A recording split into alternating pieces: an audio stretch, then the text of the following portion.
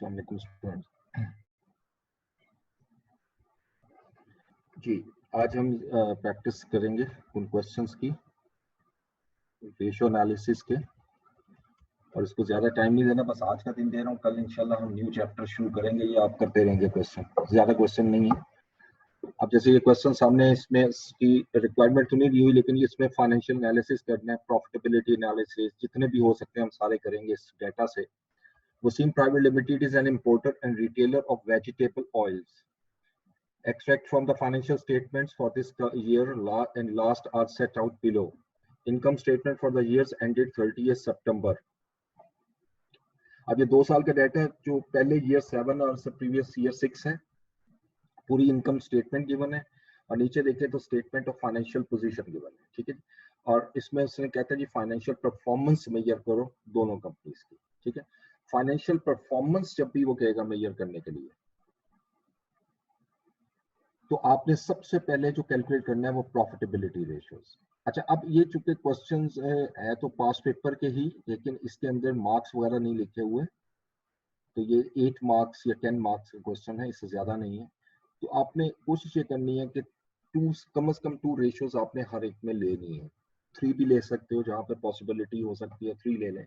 Numbers को देखते हुए हम डिसाइड करेंगे कितनी रेशियो। ये मैंने पहले भी बताया था, अगर 2 साल की कैलकुलेशन कर रहा हूँ तो एक रेशियो अगर मैं लेता हूं, ठीक है, उसमें 3 आएंगे आपकी, यानी 0.5 मार्क्स ईच ही होती हैं एक रेशियो पे फॉर 1 ईयर। अब अगर 2 साल का डाटा जैसे यहाँ पर है, तो इसका मतलब है कि एक रेशियो का 1 नंबर हो गया। तो अगर ये 8 नंबर का क्वेश्चन है तो 8 रेशियोज आपने कैलकुलेट करनी है। 8 मार्क्स का क्वेश्चन है तो 8 रेशियोज कम से कम कैलकुलेट करनी है। थोड़ी सी 1-2 ज्यादा हो जाए तो कोई फर्क नहीं पड़ता। अब इसको अगर हम डिवाइड करें, इसको फाइनेंशियल परफॉर्मेंस को 3 हिस्सों में डिवाइड करूंगा मैं। इसमें परफॉर्मेंस के लिए हम प्रॉफिटेबिलिटी, लिक्विडिटी और एफिशिएंसी रेशियो लेते हैं, जिसको एक्टिविटी रेशियोज भी कहते हैं, ठीक है। ये 3 रेशियोज कंफर्म होती हैं, ये 2 रेशियोज कंफर्म होती हैं। अब 5 रेशियोज हो गई, और ये 3 रेशियोज हम प्रॉफिटेबिलिटी की निकाल लेंगे, ठीक है। जो बैलेंस बचेगा वो प्रॉफिटेबिलिटी। आप इससे ज्यादा भी कर, एक आधी ज्यादा भी कर सकते हो, उससे कोई फर्क नहीं होता। अब प्रॉफिटेबिलिटी रेशियो में सबसे पहले ऑब्वियसली हम निकालेंगे gross profit ratio, GP ratio. अब जीपी रेशियो देखें, अब 2 सालों के निकालनी है। इसका तरीका क्या है, तो जो मैं रिकमेंड करूंगा वो एक टेबल फॉर्म बना लो, ठीक है। और इसको मैं एक्सेल में ले जाऊं तो ज्यादा बेहतर रहेगा आपको समझने में, ठीक है। उसका फॉर्मेट जरा ज्यादा क्लियर हो जाएगा। ये मैं आपके एक्सेल की फाइल ओपन कर लेता हूँ, दिस वन।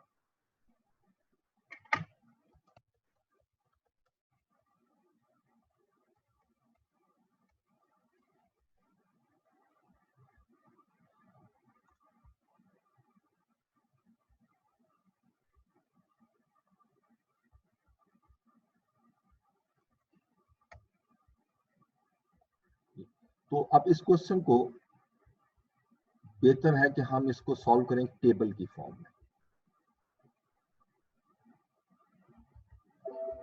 जहां रेशियो मुझे चाहिए होंगी ज्यादा, डेसिमल में बढ़ा लूंगा। ओके, देखिए हमारा क्वेश्चन है example number 1, Wasim private limited.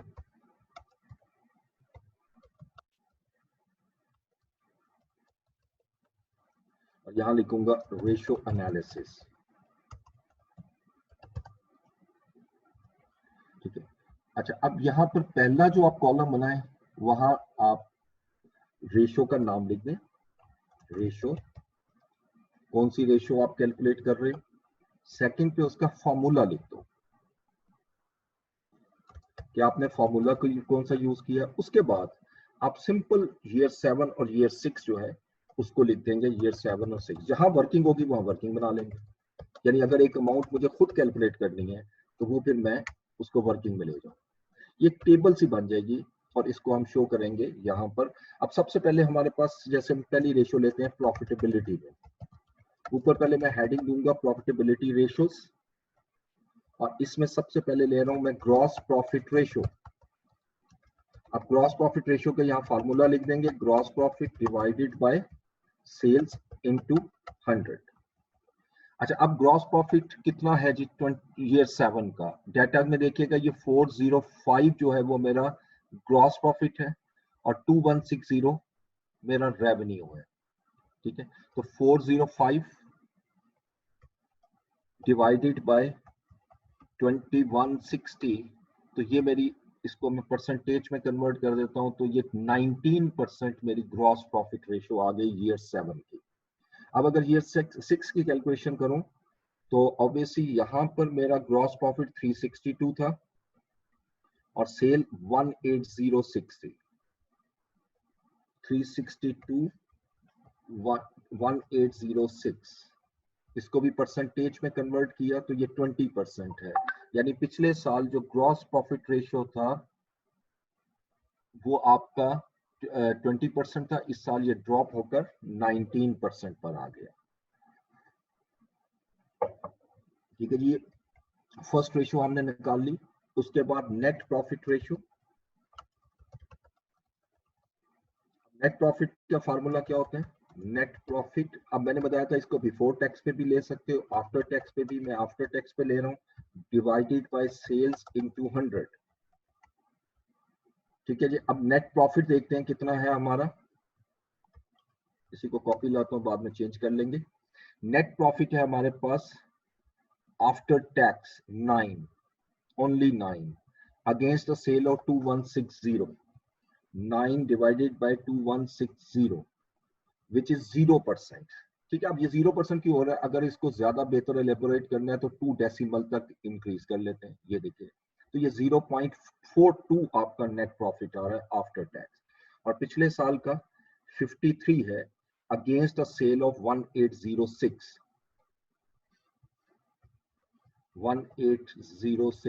which is 2.93, जो कि ड्रास्टिक डिक्लाइन आ रहा है आपका ईयर 7 में।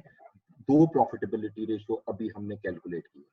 अब जैसे मैंने आपके सामने स्केच बनाया था कि कम से कम 3 हम कैलकुलेट करेंगे, तो एक रेशियो जो है वो मैं बैलेंस शीट की लूंगा, और ये कोशिश करें हर क्वेश्चन में निकालें रिटर्न ऑफ कैपिटल एम्प्लॉयड।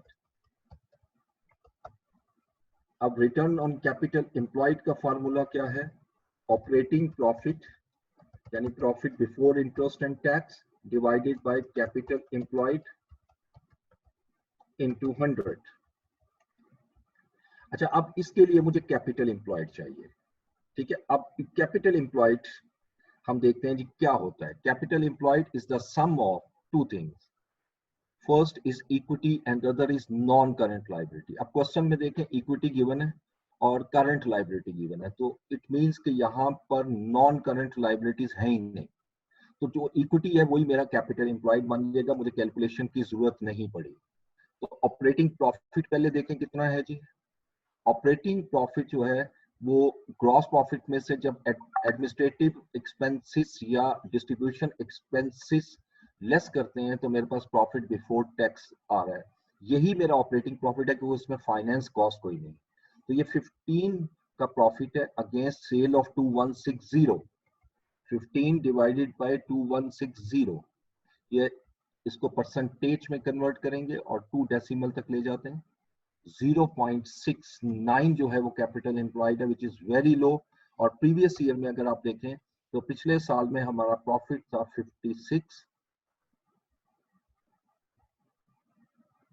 और हमारे पास कैपिटल एम्प्लॉयड, ये पहली रेशियो में ठीक करता हूँ, ये गलत आई है, ये 190, वो मैंने सेल पे डिवाइड कर दिया था, ये 190 पे डिवाइड करूंगा किसको? 56 ऑपरेटिंग प्रॉफिट है और 190 आपका कैपिटल एम्प्लॉयड है, जो कि इक्विटी भी है इस क्वेश्चन में। ये 29.47 है, इसको मैं दोबारा ले रहा हूं, और इस साल का जो ऑपरेटिंग प्रॉफिट है वो 15 है और कैपिटल एम्प्लॉयड 246 है। 15 बाय 246, 15 डिवाइडेड बाय 246, ये 6.10 मेरा रिटर्न ऑन कैपिटल एम्प्लॉयड आ गया, जो काफी ज्यादा डिक्लाइन हो रहा है एज कंपेयर टू ईयर 6। अच्छा, अब मुझे अगर आप कहें जी इस पे एनालिसिस कर दो, छोटा सा एनालिसिस, बहुत बड़ा एनालिसिस नहीं करना। अब वो एनालिसिस में हमने क्या लिखना है वो जरा मैं लिख रहा हूं, जरा देखिएगा।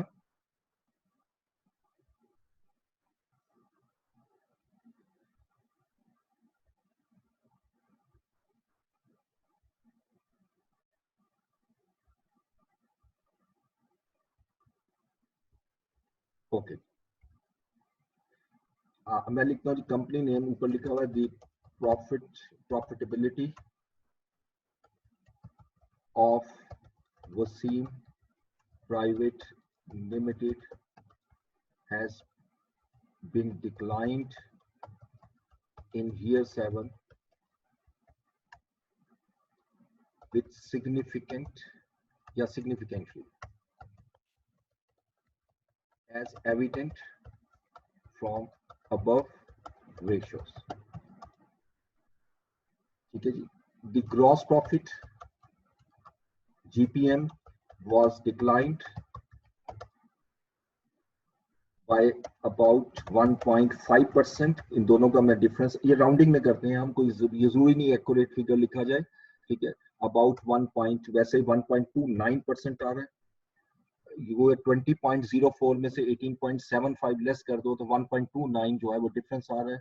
Where as net profit margin was declined by 2.49%. ठीक है, which clearly indicates that expenses have over the period have increased. ठीक है जी, ये अभी मैंने आपके सामने लिखा, इसको और आगे तक लेके जा रहा हूं.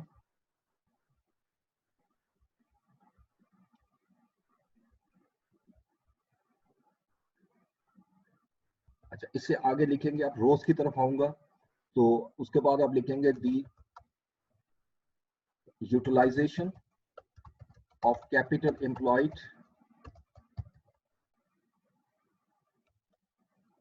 was also declined. Yeah, was also showed adverse results as ROS was significantly declined by about 23%, which was due to decline in profitability and more funds involved in capital employed, क्योंकि हमारी इक्विटी बढ़ रही है.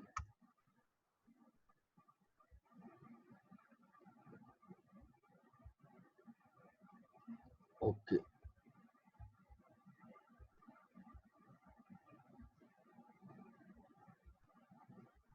अब ये इसको क्या problem हो गई.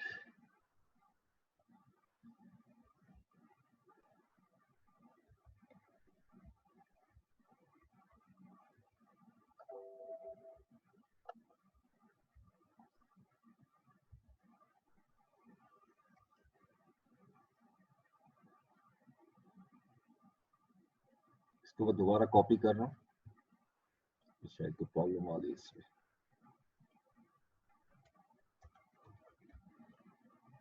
सर इससे आप कॉपी करके इंसर्ट से टेक्स्ट बॉक्स डाल दें. लेकिन आ जाता है इस तरह, क्यों नहीं आ रहा. ओके सर विड्थ एक्सपेंड कर लेना, ये खुद ही हो जाएगा. नहीं होता, एक्सपेंड से नहीं होगा, ये खुद ब खुद हो जाता है. क्योंकि इसमें अगर आपका टैक्स ज्यादा हो ना तो आपका ये इसमें नजर नहीं आएगा. टैक्स का इशू नहीं है. ये देखिए, मैं ज्यादा भी कर दूंगा तो इसको, ये देखिए इसमें कोई और ही एरर आ रही है. चले एनीहो, ये मैं आपको ना लिखा हुआ सेंड कर दूंगा. सर वो ऊपर इंसर्ट से टेक्स्ट बॉक्स डाल. हाँ, टेक्स्ट बॉक्स डाल देता हूँ. ये आएगा आपका टेक्स्ट बॉक्स. हाँ, यहाँ पे डाल लेते हैं. ठीक है जी.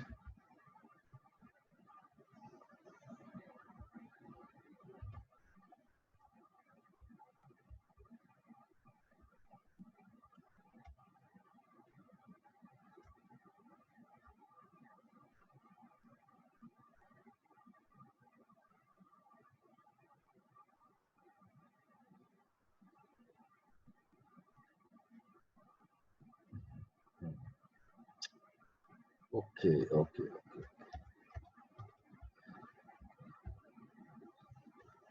ठीक है।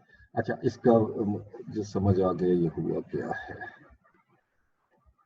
ये लीजिए, ठीक हो गया। जी सर। वो एक्चुअली मैंने इसको सारा ना उसको टेक्स्ट फॉर्म उसमें कन्वर्ट किया हुआ है, वो फॉर्मूले लगाने के लिए ना, इस वजह से। एनी हो, ये मैं डिलीट कर रहा हूँ टेक्स्ट को।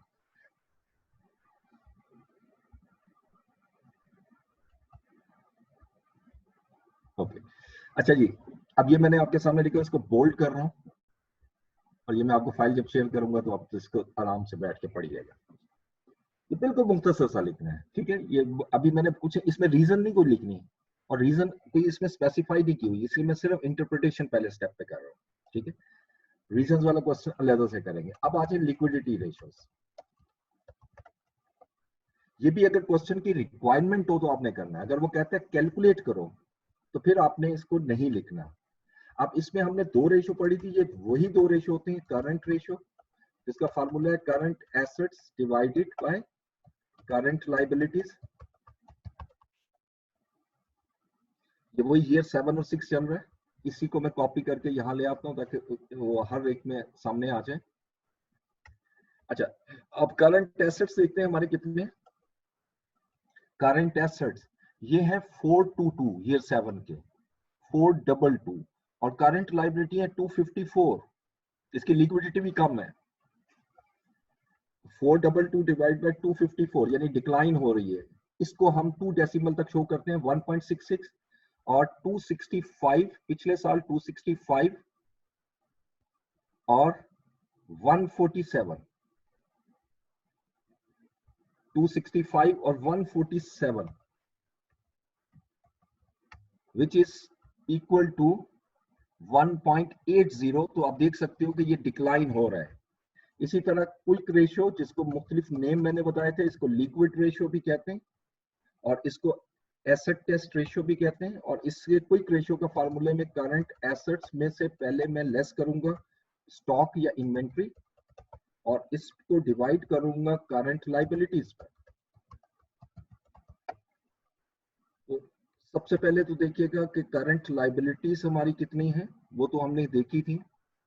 करंट एसेट सॉरी 422, इसमें 106 लेस कर देता हूँ, 106 लेस हो जाएगा। 422 माइनस 106 ये क्विक एसेट हो गए, और डिवाइडेड बाय उसी तरह करंट लाइबिलिटीज 254 विच इज 1.24, और पिछले साल देख लेते हैं, इज इक्वल टू, अब ईयर 6 में आप देखें तो 61 माइनस करना है मैंने 265 में से, 265 minus 61 divided by current liabilities. Current liabilities है मेरे पास 147, और ये आ रहा है 1.39। और दोनों सालों में अगर आप देखें तो लिक्विडिटी रेशियोस आपकी डिक्लाइन हो रही है, ठीक है। अच्छा, अब लिक्विडिटी के लिए भी थोड़ा सा हम लिख लेते हैं, ये कोई बहुत ज्यादा नहीं होगा। The liquidity ratios indicates that results for year 7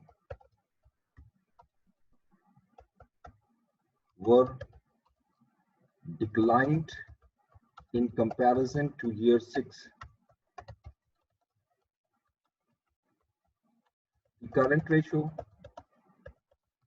despite of current, बल्कि यहाँ लिखे the liquidity ratios, despite of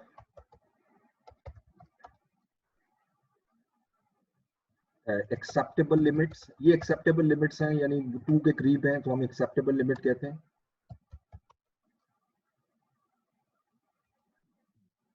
still declined over the period.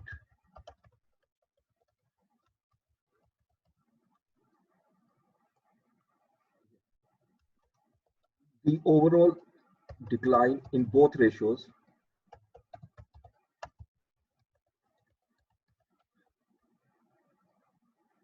were marginally changed, different because the change in inventory from year 6 to 7 was in line with other current assets. ठीक है, देखिए ये basically ये जो मैंने लाइन लिखी है इसका मीनिंग मैं ये बता देता हूँ आपको। 1.80 से 1.66 किया तो 0.14 का डिफरेंस आ रहा है, और इसको अगर लेस करूँ तो 0.15 का डिफरेंस आ रहा है। तो इसका मतलब 0.01 का जो डिफरेंस है वो सिर्फ इन्वेंट्री की वजह से है। इसका मतलब कि ओवरऑल रेशियो भी 0.16 डिक्लाइन हो रही है और ओवरऑल इन्वेंट्री 0.15 डिक्लाइन हो रही है। तो ओवरऑल इनके अंदर कोई डिफरेंस नहीं है, बट इन एग्रीगेट या in conclusion we can say that liquidity position of Wasim Private Limited was declined, and its impact could be seen in profitability ratios as well. ठीक है, ये जो आखिरी लाइन लिखी है दिस इज वेरी इंटरेस्टिंग कि आप किस तरह रेशियो को लिंक करते हैं। ये अभी आपके लेवल की चीज नहीं है, अगर आप नहीं भी लिखो तो इतनी बड़ी प्रॉब्लम नहीं है। सिंपल सा आप लिख दो कि लिक्विडिटी जो है वो डिक्लाइन हो रही है, ठीक। लेकिन ये मैंने क्या लिखा, क्योंकि जब लिक्विडिटी डिक्लाइन होती है उसका डायरेक्ट इम्पैक्ट प्रॉफिटेबिलिटी पे आता है। अच्छा, कई मरतबा ऐसा होता है कि इस साल की प्रॉफिटेबिलिटी पे नहीं आ रहा, लेकिन अगले साल पे लाजमन आएगा अगर आपने कंट्रोल ना किया। तो अगर आपकी लिक्विडिटी पूरा साल अगर आपकी ये कंटिन्यू है और पूरे साल में ये डिक्लाइन हो रही है तो इसका इम्पैक्ट प्रॉफिटेबिलिटी पे मस्ट आएगा, जो हमें नजर आ रहा है, ठीक है। अब हम निकालेंगे एक्टिविटी रेशियोज, और ये लिक्विडिटी को ज्यादा बेटर एलेबोरेट कर देंगे, क्योंकि इसमें जो इशू आ रहा है वो हमें ये नहीं पता लग रहा कि अभी तक ये नहीं पता लगा कि ये जो रेशियो कम हो रही है क्या एफिशिएंट डिसीजन है या इनएफिशिएंसीज की वजह से हो रही है। सो ये हमें यहाँ से पता लगेगा एक्टिविटी रेशियो से। इसमें हमने 3 रेशियो पढ़ी थी, इन्वेंट्री होल्डिंग पीरियड, और इसका फार्मूला क्या था। अब देखें, एवरेज हमने पढ़ा था। एवरेज अब मैं ले तो सकता हूँ 1 साल का। अब ये इन्वेंट्री गिवन है, इन दोनों को प्लस करूंगा, 2 पे डिवाइड करूंगा तो ये मेरी इन्वेंट्री एवरेज हो जाएगी, लेकिन ईयर 7 की होगी, 6 की एवरेज नहीं हो सकती। और मैंने दोनों सालों को कंपेयर करना है, फिर मैं क्लोजिंग पे कैलकुलेट करूंगा। तो सिंपल लिख दूंगा inventory divided by CGS into 365। अब इसका जो आंसर आना है वो डेज में आना है। ये जितनी रेशियोज हैं वो इसका आंसर डेज में आएगा, ठीक है। मैं यहां पर भी लिख सकता हूं एक्टिविटी रेशियोज इन डेज, ये सारी डेज में है। तो अब इसमें इसको यहां ले जी, तो अब इसमें देखते हैं इन्वेंट्री कितनी है ईयर 7 में। सो you can see the inventory is 106 और CGS 1755। So 106 divided by 1755 into 365, ये 22 डेज आ रहे हैं। इसको भी 2 डेसिमल तक हम देख सकते हैं, यानी 22.01। इसको 22 भी लिख सकते हैं, इसमें कोई इशू नहीं है। और इन्वेंट्री जो है 20 ईयर 6 की वो 61 है, और कॉस्ट ऑफ गुड्स सोल्ड है 1444। So is equal to 61 divide by 1444 into 365। तो ये देखिएगा 15 डेज। और यहीं से क्लियर हो रहा है कि ये आपकी जो इन्वेंट्री होल्डिंग पीरियड है वो इंक्रीज हो रहा है, और आपकी जो सेल है वो भी इंक्रीज हो रही है, नो डाउट। लेकिन सेल इतनी इंक्रीज नहीं हो रही क्योंकि आपकी ओवरऑल लिक्विडिटी फॉल कर रही है। उसके बाद रिसीवेबल्स कलेक्शन पीरियड, इसमें भी अब एवरेज तो नहीं लगाऊंगा, receivables divided by sales into 365। अब रिसीवेबल्स देखते हैं हमारे पास कितने हैं। रिसीवेबल है हमारे इस साल के 316 और 2160, 3162160 इंटू 365। ये 53 डेज में आप कलेक्शन कर रहे हो, ठीक है। और पिछले साल क्या पोजीशन थी, पिछले साल में रिसीवेबल थे 198 और सेल थी 1806। 198 divided by 1806 into 365, which is about 40 days. यानी 40 डेज से 53 डेज आपके भर रहे हैं रिसीवेबल कलेक्शन पीरियड. उसके बाद फिर पेएबल पेमेंट पीरियड. अब इसमें परचेज नहीं दी हुई तो हम परचेज कैलकुलेट भी कर सकते हैं क्योंकि ओपनिंग और क्लोजिंग इन्वेंट्री अगर दी हुई है तो. लेकिन यहाँ पर ओपनिंग इन्वेंट्री इस साल की तो मैं ले सकता हूँ, ईयर 7 की जो क्लोजिंग इन्वेंट्री है, बट ईयर 7 की ओपनिंग इन्वेंट्री होगी. लेकिन ईयर 6 की ओपनिंग इन्वेंट्री नहीं है, इसलिए फार्मूले में मैं CGS ही लिखूंगा. ठीक है, और यहाँ लिखता हूँ ट्रेड पेएबल्स या payables divided by CGS into 365. अब देखते हैं पेएबल हमारे कितने थे, 198 और 1755 इंटू 365. तो 41 डेज में आप पेमेंट कर रहे हो, जबकि ईयर 6 में 142 के पेएबल थे और 1444, 147 और 1444 into 365 which is 37 days.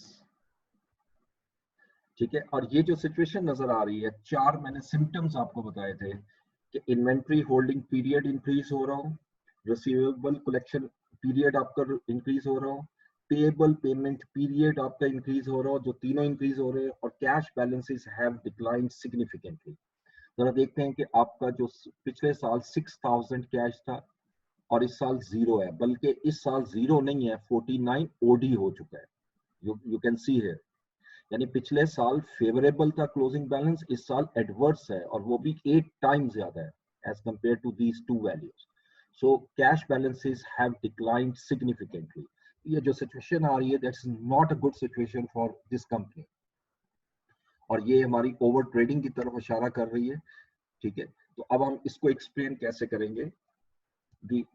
पहले मैं एक लाइन लिखूंगा, the activity ratios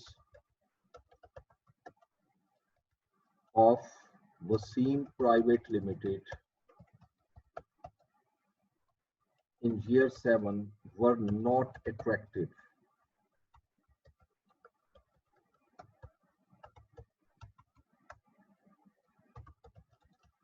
The inventory period was increased by about 7 days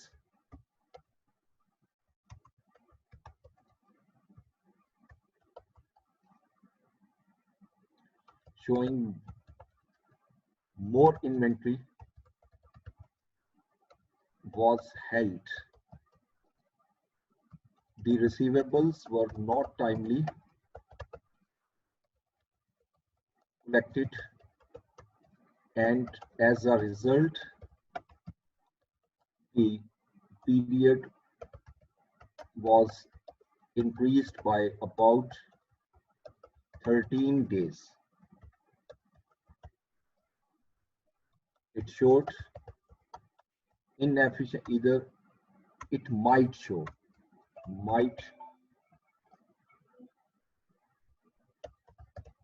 the inefficiency on the part of collection department, or might be due to increase in market competition.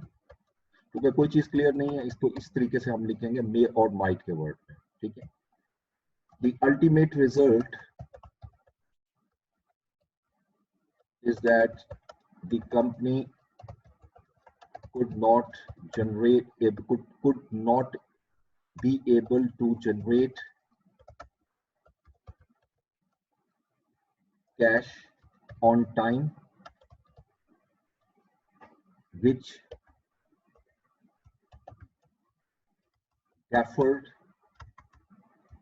put pressure to defer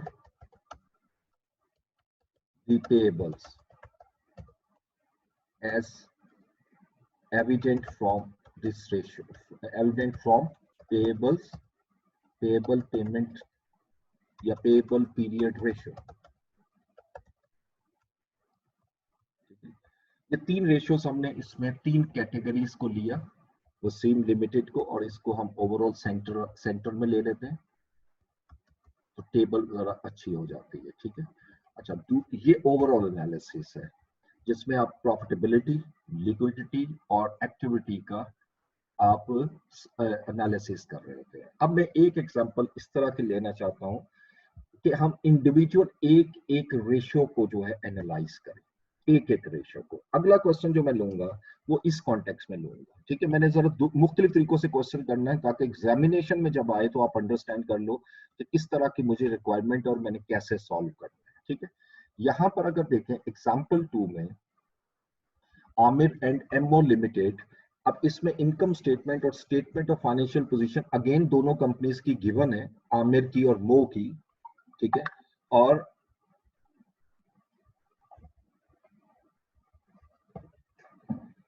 इसमें statement of financial position भी given है, again comparison करना है आपने।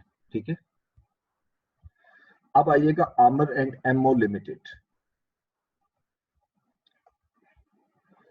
अच्छा, इसको आप solve करने के लिए थोड़ा सा फॉर्मेट में चेंज करूंगा और इसी की सेकंड शीट पे आ जाते हैं। ये था हमारा वसीम का क्वेश्चन और सेकंड शीट पे हम आएंगे और ये क्वेश्चन है हमारे पास आमिर एंड एमओ। तो ये एक लिख लेते हैं, रीनेम आमिर। ठीक है जी,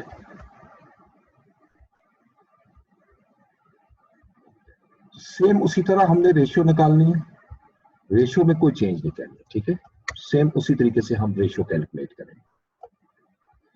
आमिर एंड एमओ लिमिटेड, अब इसमें हम जरा फॉर्मेट इसलिए चेंज कर रहे हैं, आमिर लिमिटेड। अच्छा, इसमें कोई एक मेन टारगेट कंपनी होती है, ठीक है, और दूसरी कंपनी होती है कंपैरिजन। अब ये इससे यहाँ पर कुछ मेंशन नहीं किया कि किस कंपनी को कहते हैं। Example relate to Aamir and limited to to comparative companies. ठीक है, आपने सिर्फ ये बताना है दोनों की रेशियो निकालनी है और अल्टीमेट ये बताना है कि कौन सी कंपनी ज्यादा बेटर परफॉर्म कर रही है। ठीक है, अच्छा, अब यहाँ पर ज्यादा बेहतर एनालिसिस तब हो सकता है जब आमिर के भी 2 इयर्स हो और एमओ के भी 2 इयर्स हो, लेकिन बहरहाल एक एक पे भी हम एनालिसिस कर सकते हैं। अब मैं इंडिविजुअल एनालिसिस कर रहा हूँ। इंडिविजुअल से मतलब ये है, मैं प्रॉफिटेबिलिटी का ओवरऑल एनालिसिस नहीं कर रहा, मैं लिक्विडिटी का ओवरऑल एनालिसिस नहीं कर रहा, मैं बल्कि उनकी एक एक रेशियो को एनालाइज करूंगा, एक एक रेशियो को। तो कैलकुलेशन तकरीबन उसी तरह होगी और यहां मैं लिखता हूं रेशियो एनालिसिस। और सबसे पहले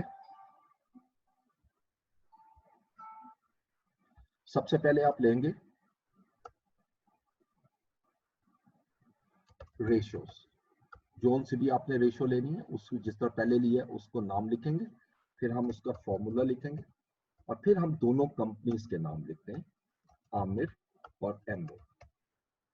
ठीक है, एंड देन फिर यहाँ एनालिसिस। ठीक है, एनालिसिस के लिए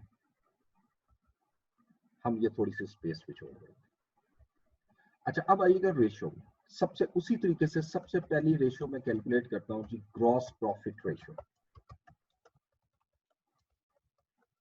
फॉर्मूला हमने पढ़ा है, gross profit over sales into 100।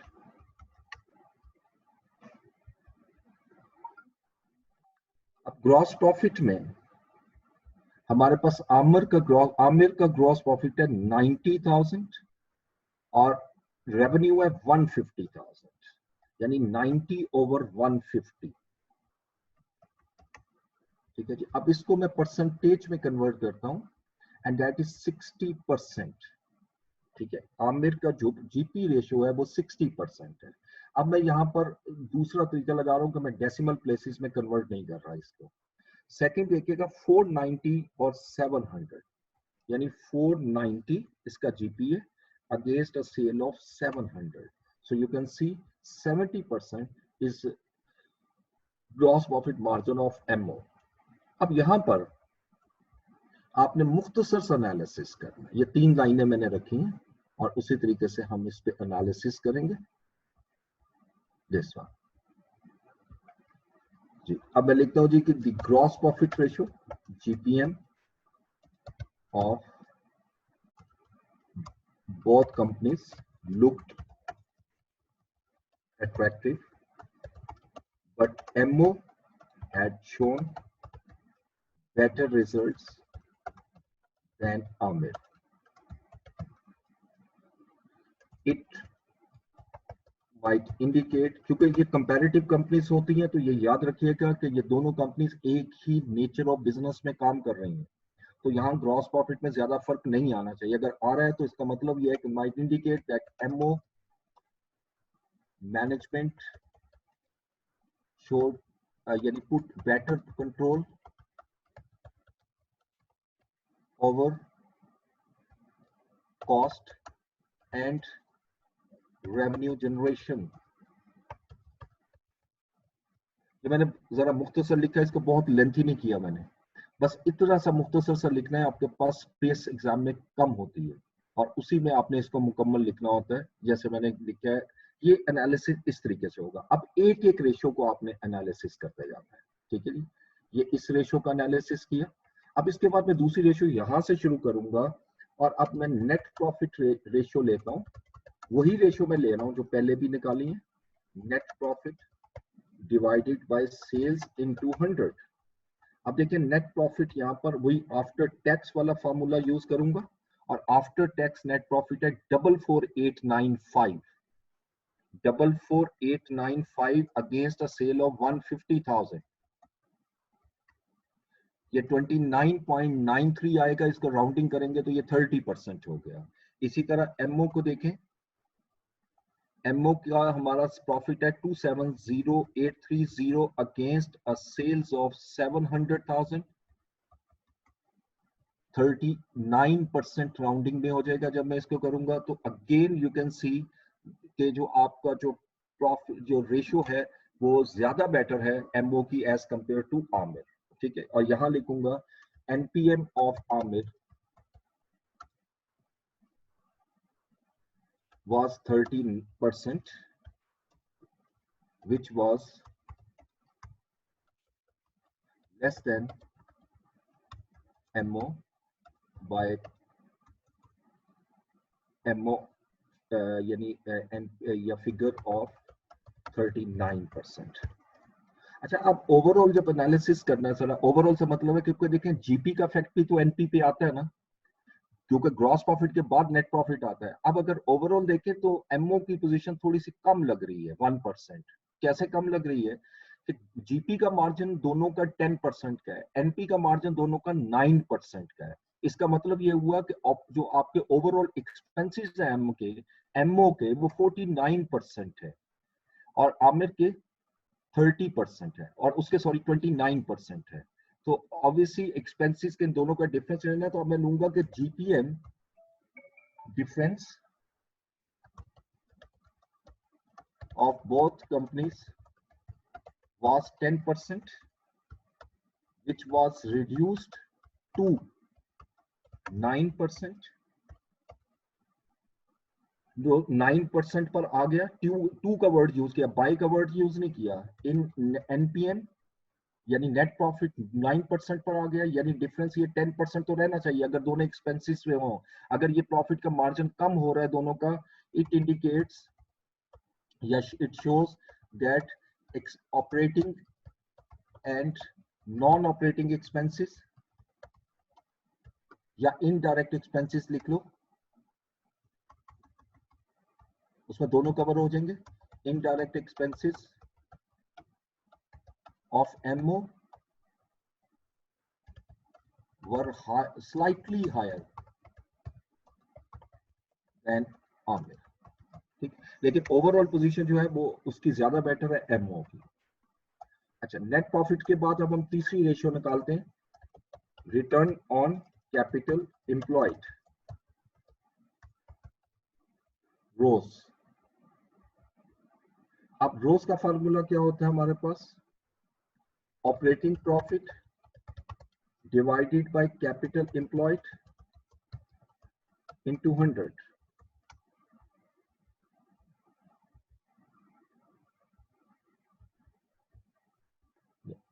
अच्छा, अब इसमें हम कैलकुलेट करते हैं रेशियो कैपिटल एम्प्लॉयड, देखिए ऑपरेटिंग प्रॉफिट भी इसमें नहीं दिया हुआ, लेकिन कैलकुलेट करना पड़ेगा। देखिएगा इसमें और पिछले क्वेश्चन में फर्क क्या है।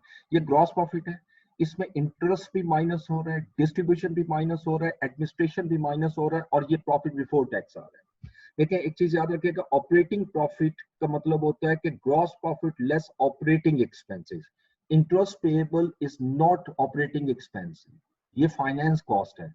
तो सिर्फ यानी इसका मतलब जीपी में से अगर मैं ये दो एक्सपेंसेस लेस करूं तो ऑपरेटिंग प्रॉफिट आएगा, ऑपरेटिंग प्रॉफिट में से इंटरेस्ट लेस करूं तो फिर मेरा प्रॉफिट बिफोर टैक्स होगा।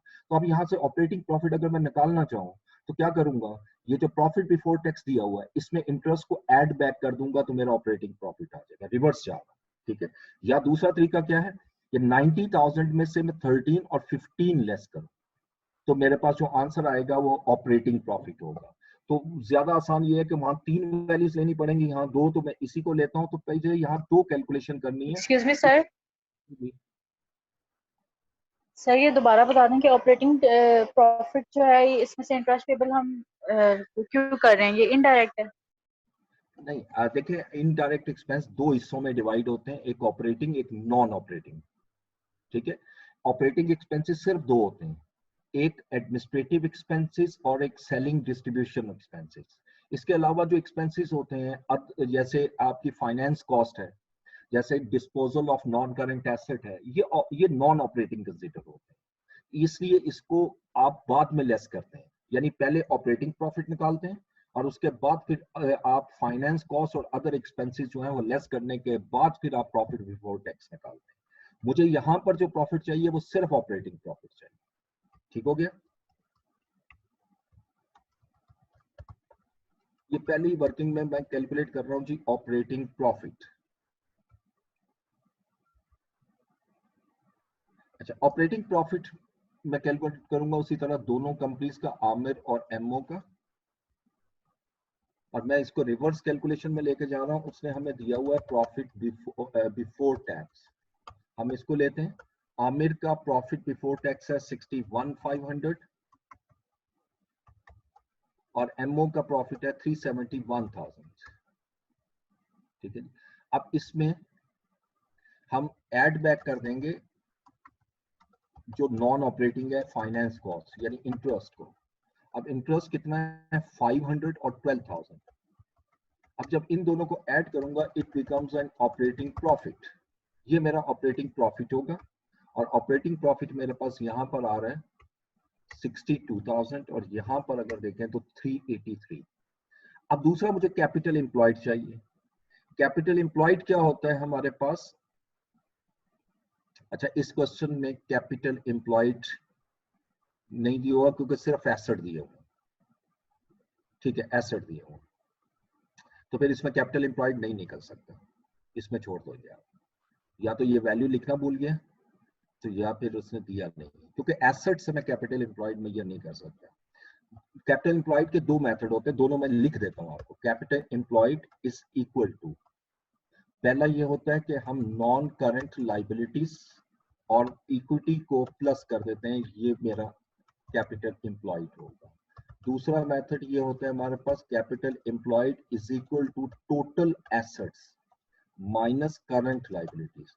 और अगर गौर से देखें तो दोनों एक ही चीज है, मतलब करंट टोटल एसेट में से अगर करंट लाइबिलिटी लेस करता हूं तो यही दो चीजें बचती हैं। तो जैसा डाटा दिया हो उसके मुताबिक हम इस फार्मूले को यूज कर सकते हैं। तो मैं यहाँ रिटर्न ऑन कैपिटल एम्प्लॉयड की जगह फार्मूला चेंज कर लेता हूँ, रिटर्न ऑन इक्विटी। इक्विटी भी गिवन नहीं है तो मैं एक और फार्मूला लगा देता हूँ, return on total assets. Return on total assets, इसका फार्मूला होता है net profit after tax divided by total assets. ये मैं कैलकुलेट कर सकता हूँ। अब इसको कैलकुलेट करूंगा तो ये वर्किंग चले वैसे ही बन गई है क्योंकि वो मुझे यहाँ नहीं चाहिए क्योंकि कैपिटल एम्प्लॉयड नहीं है। अब नेट प्रॉफिट आफ्टर टैक्स देखिएगा कितना है इस कंपनी का, आमिर का net profit after tax 44,895 divided by, और टोटल एसेट्स है मेरे पास 240,000। ठीक है, ये 18.70 यानी इसको राउंडिंग करूंगा तो 19% आ जाएगा। और जो एमओ का है वो 270,830 नेट प्रॉफिट है और इस पे टोटल एसेट है 933,250, तो ये 29% है। रिटर्न ऑन एसेट क्या शो कर रहा होता है कि आपने कितना बेहतर अपने एसेट्स को यूटिलाइज किया है। जो कंपनी ज्यादा बेहतर यूटिलाइज करती है वो ज्यादा प्रॉफिट जनरेट करती है, जो कि बड़ा क्लियर है। एमओ जो है वो ज्यादा बेहतर आपका प्रॉफिट जनरेट कर रही है। अब मैं लिखता हूं जी कि return on total assets of MO was largely higher than Amir, which shows that MO had management had showed better performance in order to utilize better performance in utilizing the total assets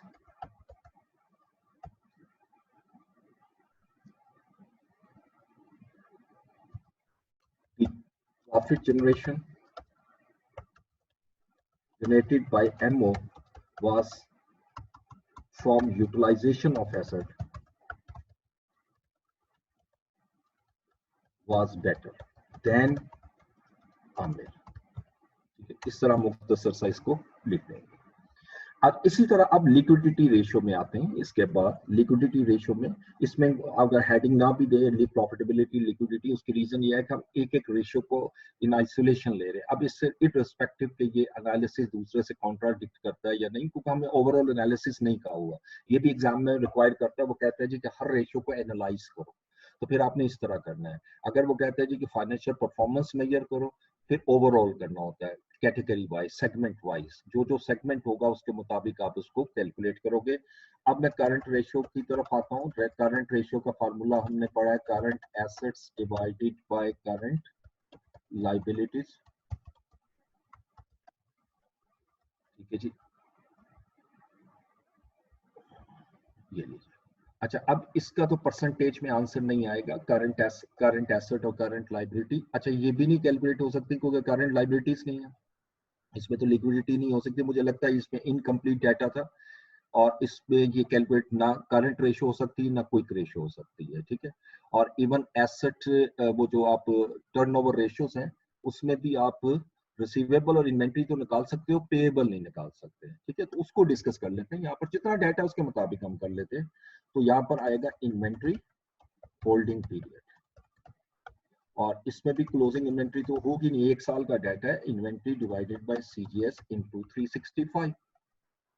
अब अगर इसको calculate करें, inventory ये given है 12,000, इसमें inventory given है आमिर की 12,000 की, डिवाइडेड बाय सीजीएस, सीजीएस है 60,000 इनटू 365, 73 डेज बन रहे हैं। और कंपेटिटर का देखें, एमओ का जो इन्वेंट्री है वो 26250 है अगेंस्ट सीजीएस ऑफ 210, और ये कम आएगी उससे इनटू 365, और ये 45 डेज पे आ रही है। इसको अगर हम राउंडिंग कर दें तो ये 46 डेज में चले जाएगी। अब ये क्लियरली इंडिकेट कर रहा है कि तकरीबन यानी 1.6 टाइम्स ज्यादा है। ठीक है, अगर मुझे टाइम्स में लिखना है ना तो मैं इसको वैसे कैलकुलेट करता हूँ, 73 डिवाइडेड बाय 46, तो 1.6 टाइम्स। ठीक है, तो अब मैं इसको यहाँ पर स्पेसिफाई करता हूँ कि inventory holding period of Amir was 1.6 times higher than MO। ठीक है, अब इसमें आपने लिखना है the management of MO showed better control over inventory which put positive impact on liquidity। ठीक है, and even better in better position than Amir। उसके बाद रिसीवेबल्स, इसमें बहुत कुछ लिखा जा सकता है, बहुत ही मैं कोशिश कर रहा हूँ कि मुख्तसर वर्ड्स में और मेन चीजें सिर्फ लिखूं, अदरवाइज बहुत बड़ा एनालिसिस कर सकते हैं। रिसीवेबल्स कलेक्शन पीरियड, अब इसमें भी फार्मूला हम उसी तरह लिखाएंगे, रिसीवेबल डिवाइडेड बाय सेल्स, ये भी निकल आएगी मेरी ratios, divided by sales into 365। अब इसको अगर कैलकुलेट करें, रिसीवेबल्स जो है हमारे आमिर के वो 37,500 है, डिवाइडेड बाय हमारी सेल्स है आमिर की 150,000 इनटू 365, ये 91.25 यानी 91 डेज आ गए। और यहाँ पर देखिएगा कंपेटिटर के एमओ के जो रिसीवेबल है वो 105,000 है against sales of 700,000 into 365, which is only 55 days as compared to the competitor, which is 91 days. अब यहां मैं लिखूंगा the position of Amir was quite MO was quite better than Amir as evident from ratio. MO succeeded to collect its receivables from its receivables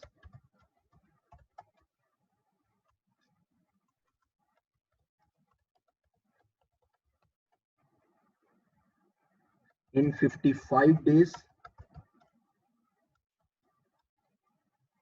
significantly lower than Amir. The liquidity position of MO was attractive than its competitor Amir. ठीक है जी, ये मैंने 5 ratio इसमें निकाली, इसमें निकल ही इतनी सकती हैं, मैंने उतनी कैलकुलेट कर दी।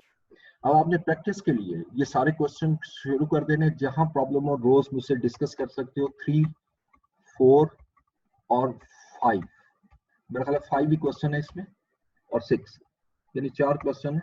ये चारों क्वेश्चन एक दफा कर लीजिएगा और इसमें जहां मसला हो मुझसे बताइएगा, हम उसको क्लास में डिस्कस कर लेंगे उस रेशियोज को या उस पोर्शन को, लेकिन पहले खुद करने हैं आप। तो कल इंशाल्लाह हम जो है नेक्स्ट टॉपिक की तरफ मूव करेंगे। हमारे पास 2 टॉपिक रह गए, पहले एक छोटा सा टॉपिक है उसको कर लेते हैं, दोनों ही छोटे टॉपिक है, कोई बहुत बड़ा नहीं है, लेकिन एक जरा थ्योरेटिकल ज्यादा है, तो इसलिए कल हम स्टार्ट लेंगे इंशाल्लाह statement of changes in equity, ठीक है, जो कि आपका चैप्टर 1 में फॉल करती है, और उसमें जो फाइनेंशियल स्टेटमेंट्स हैं वो आपके सिलेबस में नहीं है, सिर्फ और सिर्फ statement of changes in equity है, वो इंशाल्लाह हम क्लास में डिस्कस करेंगे। अब क्लास का टाइम खत्म होने वाला है, अगर कोई क्वेश्चन है तो पूछ लो, खुद ही ड्रॉप हो जाएगी।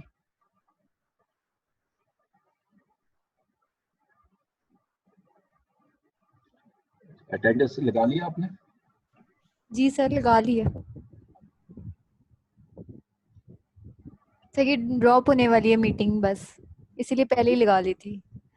अच्छा लगा दी थी, चले ठीक है। हाँ तो जी। ये जो क्वेश्चन नंबर बाकी है 3, 4, 5, 0 और 5, 6 जो है, ये मैं होमवर्क के लिए आपको दे रहा हूँ। ये एक दिन में ना करें, बेशक रोज का 2 क्वेश्चन भी करें तो 2 दिन में ये इंशाल्लाह खत्म हो जाए, सिर्फ 2 डेज में।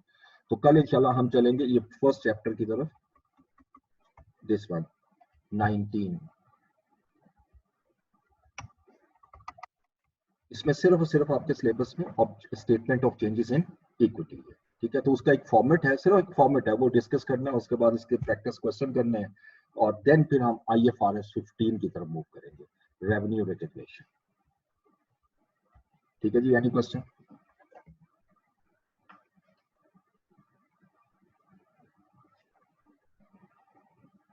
Excuse me sir.